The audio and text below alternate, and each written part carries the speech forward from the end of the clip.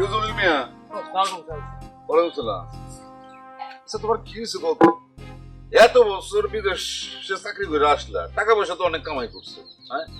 তারপরে তোমার সারাক্ষণ দেখি মন মরা হয়ে পড়ে থাকো কেন? আচ্ছা সত্যি করে একটা কথা বলতো, তুমি কি ওই বিদেশে আর একটা বউ রেখে আসছো না? আস্তাগফিরুল্লাহ, এই যে কি যে কন্যা চেয়ারম্যান সাহেব, মানে ঘটনা হচ্ছে কি বুঝছেন, আমি যে কি একটা অশান্তির মধ্যে আছি।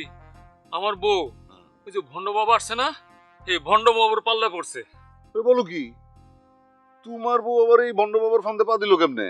মানে ঘটনা হয়েছে কি চেয়ারম্যান সাহেব, আমার বাচ্চা কাচ্চা হইতেছিল না। আমি ডাক্তার দেখাইছি, এমবিবিএস ডাক্তার দেখাইছি, তারা বলছে যে ওষুধ খাক, একটু সময় লাগবে। কিন্তু এর মধ্যে ওই যে ওই শাহেদের পাল্লায় পড়ছে। সাহেবটার ওই ভণ্ড বাবার সাথে পরিচয় করে দিছে, কইছে নাকি 1 মাসের মধ্যে আমার বাচ্চা হইব, বুঝছেন? এই কথা শুনে আমার বউ তো এখন ডেইলি ওই ভণ্ড বাবার কাছে যায়। আর কইেন না, আমার যে টাকা পয়সা আছে সব ওই বাবার পিছনে ঢালতেছে। আমার একটু হেল্প করেন আপনার চেয়ারম্যান সাহেব প্লিজ। আচ্ছা তোমার বউ এত ব্যাকল কেন?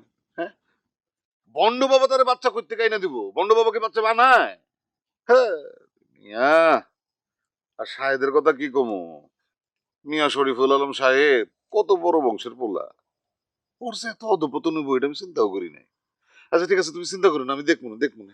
চেয়ারম্যান সাহেব শুনেন, আমি তো মস্ত বড় ভুল করে ফেলেছি কি জানেন? মানে আমি বিদেশে যত টাকা পয়সা ইনকাম করছি, আমি যাওয়ার আগে বই নামে অ্যাকাউন্ট খুলছিলাম, বুঝছেন? সব টাকা পয়সা আমি ওই যে বইয়ের অ্যাকাউন্টে দিচ্ছি, বুঝছেন? এখন তো আমার ওই যে বউ প্রতিদিন তো ওইখানে যায়, এখন আমার ভয় করতেছে, বুঝছেন?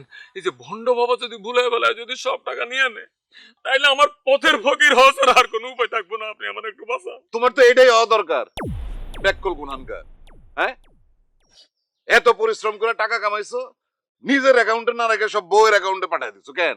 এইটুক বুদ্ধি হয় নাই তোমার যে নিজের অ্যাকাউন্টেই টাকাটা রাখবা, বউয়ের প্রয়োজন অনুযায়ী যখন যেটা লাগবে সেটা দিবা? তখন তো মিষ্টি মিষ্টি কথা এমন ভাবে কইছে, বুঝছেন? আমি বুঝতে পারিনি যে আমার এত বড় সর্বনাশ হইব। কিন্তু এখন তো আমি একদম রাস্তার পকরে হয়ে যাবো, আমার সব টাকা পয়সা তার অ্যাকাউন্টে। সব আপনি যেমন হোক আমার একটু বাঁচান। ওই, কান্নাকাটি করো না, কান্নাকাটি করো না। দেখবো আমি, দেখবো না কি করা যায়। চলো এখানে বসে দেখলাম না।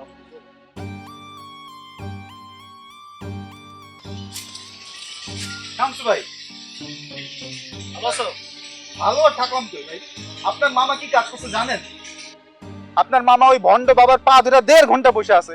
এই ফালতু কথা একদম বলবো না। মামায় কি কারো পা ধরো লোক? মামার পা মানুষ ধরে, মামা ধরবে কি আরেকজনের পা? এই কথা তোমাকে কে বলছে? কে? শামসু ভাই পুরা গ্রাম জানে, আপনি যা দেখেন। আমি কখনো মিথ্যা কথা বলি না। শামসু ভাই, আপনার মামা ক্ষমতার লোভে ইউনিয়ন চেয়ারম্যান থেকে উপজেলা চেয়ারম্যান, তারপর এমপি, এইগুলো হওয়ার জন্য সে শেষমেশ ওই ভণ্ড বাবার পা ধরলো। মানে এটা কিছু হইলো? কাজটা কিন্তু খারাপ করলো মামা, বুঝছেন? আল্লাহর রহমত ছাড়া এবং নিজের চেষ্টা ছাড়া কখনো কোনো কিছু সম্ভব না। আসলে শামসু ভাই, মানে এটা মানে মানে চেয়ারম্যান চাচার দ্বারা এটা আসলে আশা করি নাই। আচ্ছা ঠিক আছে, আমি মামার সাথে কথা বলে দেখি যে এটা আসলে কতটুকু সত্য। শোনো, ওই মামার এই বিষয়টা যাতে গ্রামে আলোচনা মানে না হয়, কেউ যদি বলা বলিও করে, বলবা এটা মামার বিরুদ্ধে একটা ষড়যন্ত্র। ঠিক আছে, বিষয়টা আমি দেখতেছি। শামসু ভাই, মামার ইজ্জত তো পরে, এই কথা শোনার পরে তো আমাদের সুইসাইড করতে মন চাইতেছে। মানে আমাদের গ্রামের কোনো মান সম্মান থাকলো? আরে ভাই, এটা একটা ষড়যন্ত্র হতে পারে।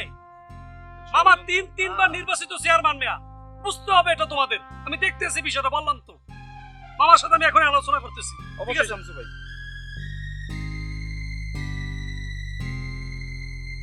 এই ইমরান ভাই, আপনার কথা ভাবতে ভাবতে আসছিলাম, আপনাকে দেখা ভালোই হলো। কি বিষয় বলো? আচ্ছা ইমরান ভাই, ঘটনা কি সত্যি ভাই? কোন ঘটনা? না মানে আপনারা তো দেখলাম যে মামারে নিয়ে আপনি ওই বাবার দরবারে গেলেন, তো মামাই কি ওই জায়গায় যাইয়া বাবার পা ধরছিল? কি বলবো শামসু তোমারে, তোমার মামার কাণ্ড কারখানা দেখে আমি নিজেই হতবাক। তার মানে আপনি কি বলতেছেন? তার মানে মামা পা ধরছে, এটা শিওর? ঘটনা সত্যি, হ্যাঁ? একদম সত্যি ঘটনা। আমি এই ভণ্ড বাবারে উচ্ছেদ করার জন্য চেয়ারম্যান চাচারে নিয়ে গেলাম। হ্যাঁ, যে চাচা আপনি ভিতরে যান, কথা কন, ওর সাথে কথা বলে ওর এই গ্রাম থেকে উচ্ছেদ করেন। চাচা আমার বাইরে রেখে ভিতরে ঢুকলো, গর্জন করতে করতে ঢুকলো, কিন্তু বেরোলো তো মিউ মিউ করতে করতে।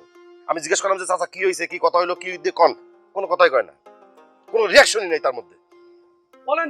হ্যাঁ, অবশ্যই ধরছে, পা ধরছে অবশ্যই।